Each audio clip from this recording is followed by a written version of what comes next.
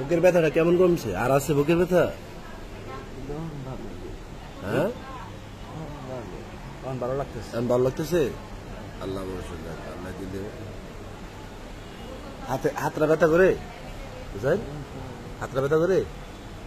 আল্লাহ বলছেন ঘুম থেকে উঠছে দর্শক, ঘুম ভাঙছে, জানতে পারছি তার মাধ্যমে যে বুকের ব্যথাটা নাই, সাপের বিষের যে তীব্র যন্ত্রণা এটা আর নাই। আলহামদুলিল্লাহ রফিক ভাই, তাহলে মোটামুটি এখন আসলে আমাদের সেই একটা আতঙ্কিত ছিলাম, সেই আতঙ্কিতটা কিন্তু আমাদের এখন কেটে গেছে।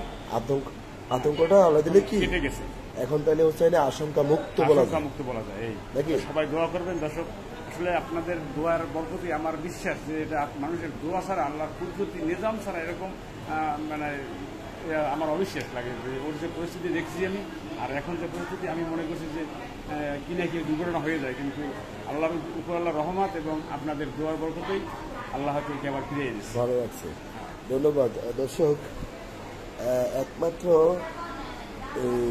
আল্লাহর রহমত থাকলে আর হায়াত থাকলে যেটা হয়, ও এই কারণেই বাইসা দিচ্ছে। আমরা বাংলার প্রবাদে যেটা কই মাছের প্রাণ।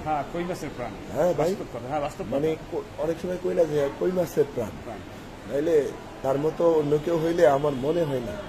অন্য কেউ হইলে আমার বিশ্বাস এখানে হুসাইন বাদে অন্য কেউ হইলে যে কি না কি হয়ে যেত, আমার বলার বাইরে। আমার বিশ্বাস যে কি না কি একটা কিছু হয়ে যেত, কিন্তু আল্লাহর অসীম রহমত আর মানুষের দোয়া, যারা দোয়া করছে, আসলে ও যে মানুষের উপকার করে এবং আমাদের রেস্কিউ টিম যে মানুষের উপকার করে, এবং সেই মানুষের দোয়াটাই কিন্তু আল্লাহ মানে ফয়সালার দোয়ার উসিলাই আল্লাহর রহমত করছে। ধন্যবাদ দর্শক, আপনারা সবাই একটু দোয়া করবেন। হাতটা একেবারে বেশি খুলে গেছে, যেখানে এই হাতে সাপের